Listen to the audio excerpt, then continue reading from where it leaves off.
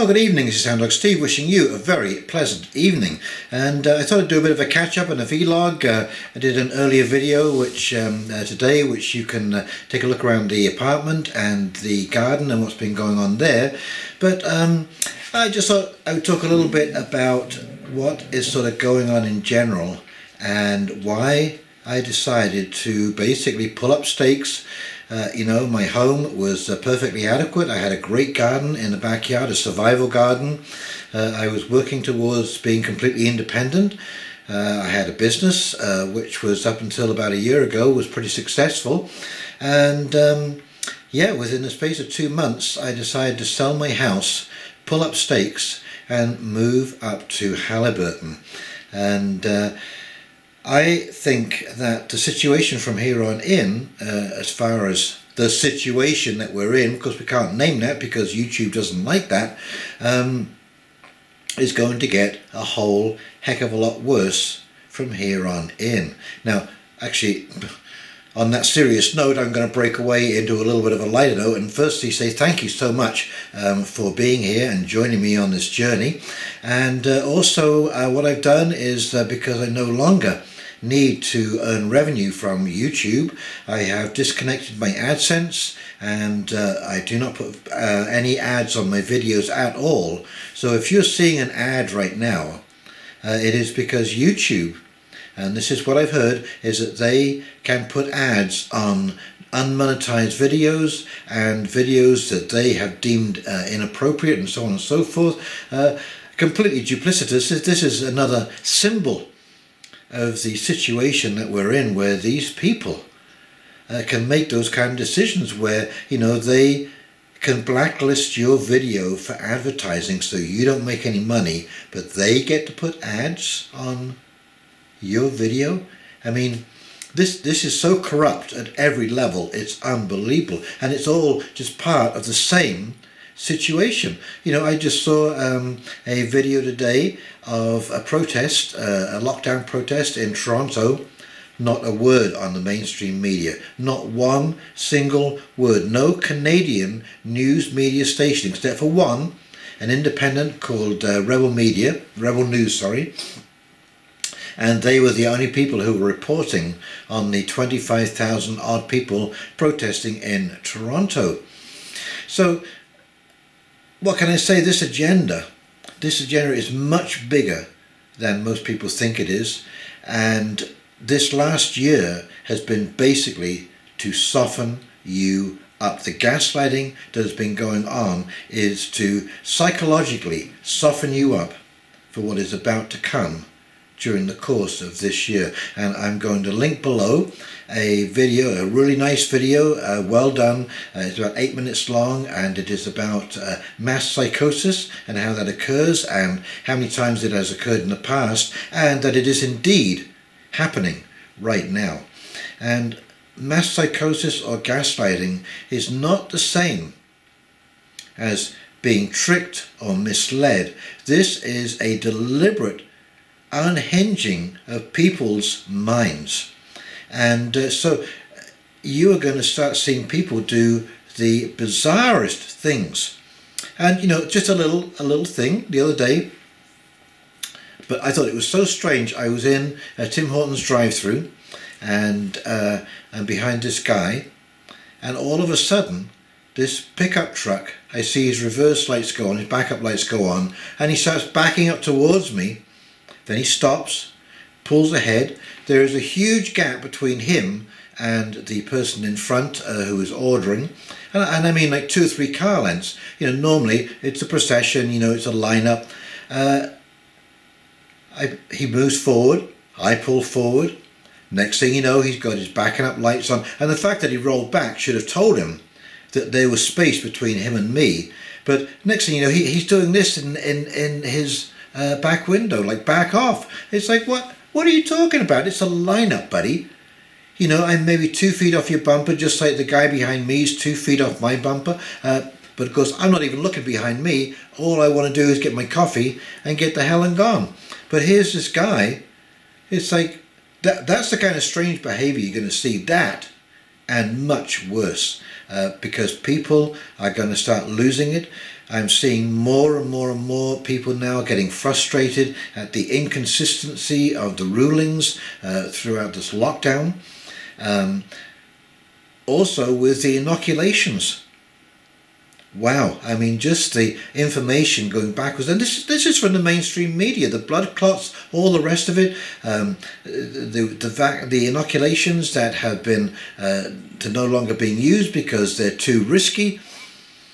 And my question to anybody, an answer to anyone who asks me that question, why would anybody take any risk with your body for something that has a 99.5% recovery rate? You know, if you don't have a comorbidity, you know, like some kind of lung situation, a cancer, or something that's compromising your immune system, your chances of recovery are 99.5%.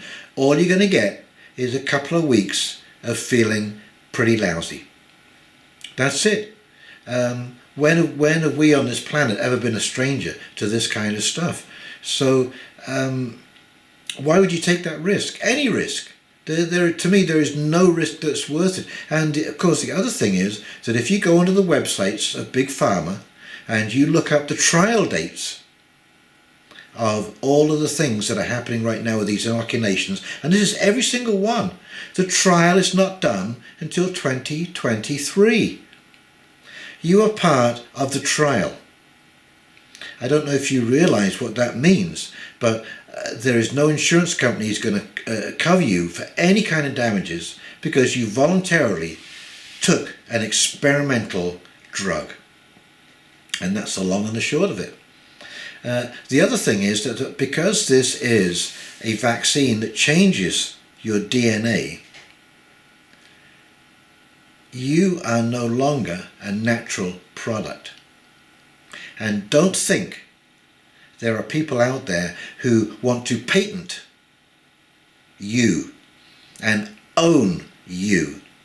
You know, and if you think that sounds crazy, I heard a story the other day. If I can find it, I'll link it below. It's from the Ice Age Farmer.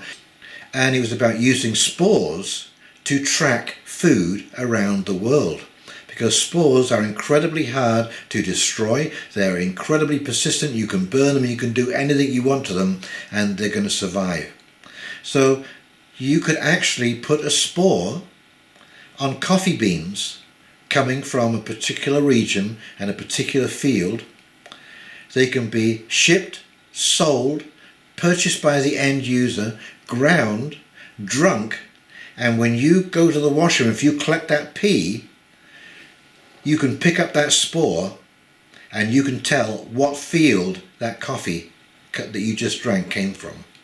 Now, I mean, I know there's tracking, but isn't that just a little bit over the top that you gotta track everything like that? So there are people out there who want to codify, track, write down, list absolutely everything on this planet, and you and I included. And I mean, it may never happen. I hope I'm wrong. But when you take something that alters your DNA, you are laying yourself open to that risk.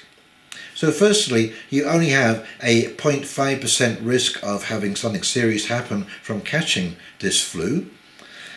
The insurance company or the Big Pharma are indemnified against any kind of malpractice. We have no idea what the long-term effects of these inoculations are. You can become patentable, and it's irrevocable. Okay, once your DNA is changed to recognize these, and it's not even the whole virus. Okay, it is debris, the parts that make up that virus. That's what it's looking for. And of course, this is what many scientists are concerned with, is that what they've seen before in other tests, the animal trials were completely skipped in this, but in animal trials where they tried this thing before, and the animals met the wild virus, their bodies went into what's called a cytokine storm and had a severe immune reaction, and they ended up drowning in their own fluids as their immune system was struggling to protect themselves from the the virus. So this is what the big concern is, and that you will see, apart from the side effects we're seeing now, you will see in the fall, when we go back into flu season, well, that's when you're going to start seeing all the trouble arise. So I just decided that I wanted to be out of it. This opportunity arose and I lucked into this. Trust me, this was, wow. I fall down on my knees and I thank God for this coming my way, this opportunity to be off grid and basically out of sight. Apart from the people that I am working with in this very small commune, there is only one person knows my physical location, other than the guy that put in the satellite dish for the internet. Other than that, yes, I am completely off grid and low profile because, like I say, what's coming next is not going to be good. I think you're going to see a lot of angry people one way or another, whether this all blows open and people realize that they have been put into a state of fear for no good reason. The businesses have been destroyed, bankruptcies, suicides, assaults, spousal abuse, drug overdoses, this kind of stuff, were all for something that was never going to work in the first place, and it's now well known. And if you go onto the CDC website, please take the time and look at the study that was just completed in May 2020, and this is for non-pharmaceutical interventions, and it goes through lockdowns, and on their own website they say that it doesn't work. The World Health Organization has come out and asked leaders not to use this as their remedy. And of course, in the meantime, the people who've really been affected, the people who are really at risk, they've done nothing to help these people. Anyway, I'm kind of drifting around here a little bit, but what I'm saying here is that this is not going to end. People are not going to be happy because of all of the lockdown and protocols. Farming has suffered terribly. You're going to start seeing food inflation like we're seeing in the lumber industry. Okay, and when that starts to happen, you may think that you are doing very well on CRB or CERB or these government payments, but when you start to pay 25% to 30% of your old income on your food bill, you're going to find that CERB payment or the CRB payment does not go very far at all. And this is going to affect all people. This inflation building is going to come to a grinding halt, because we're now getting to the point where the cost of raw materials now is adding 30 to 40% to the cost of building a house, and so this is putting it way out of range. People think that this is a bubble situation, and so they're holding back and they're saying, no, I'm going to wait this out. So you're going to see construction is suddenly going to come to a grinding halt. The resales will all have been sold, or just about. And the housing market, the big boom that we're going through right now, is going to come to an end. Now, whether those prices start dropping, we don't know.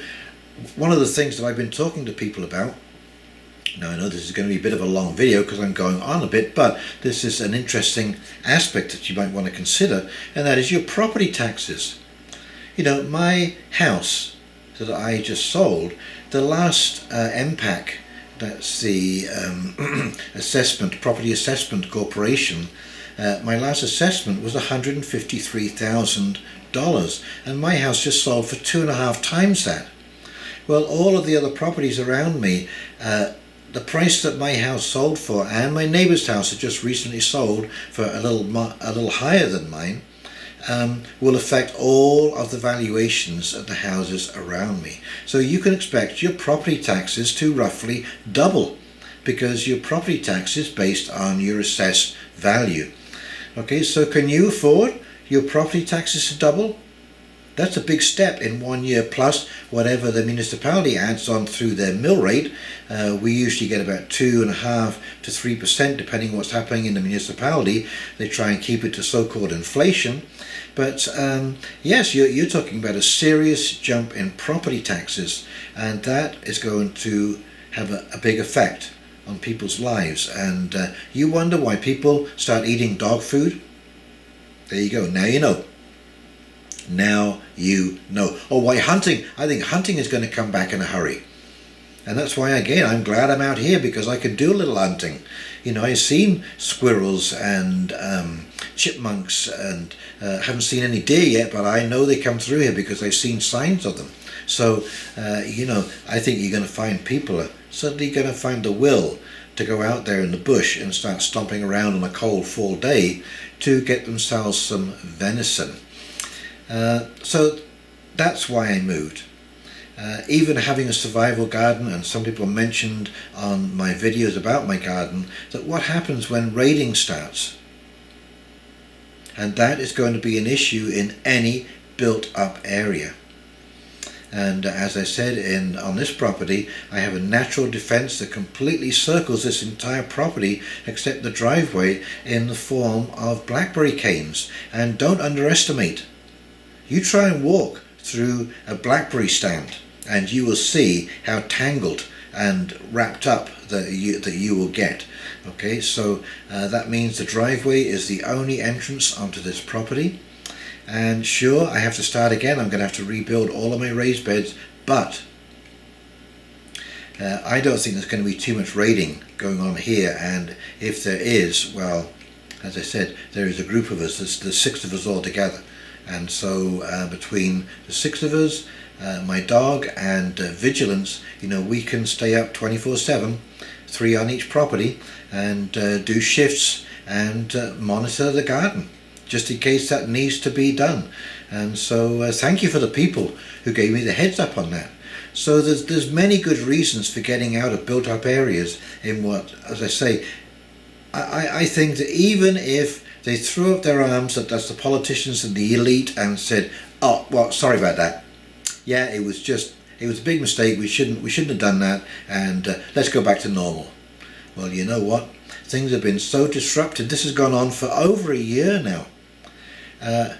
I think it would be virtually impossible for our lives to go anywhere near back to normal again. And so, bearing all this in mind, that's, as I say, that's why I made the move, why I am enjoying the solitude up here, and the peace and quiet, and the company of my dog. And of course, because I've now retired and moved away from that business, I've got the time to put into gardening. So I'll be doing 24/7 gardening and cutting up my logs, getting ready for winter, and maintaining this property here. So that is my life in a nutshell right now. And as I say, we're going to see how long it takes to upload this video. And in the meantime, this is Houndog Steve signing off, wishing you a very pleasant evening, and there will be more videos to follow now that I'm settling in, and we'll talk very, very shortly. You take care now. See ya. Bye.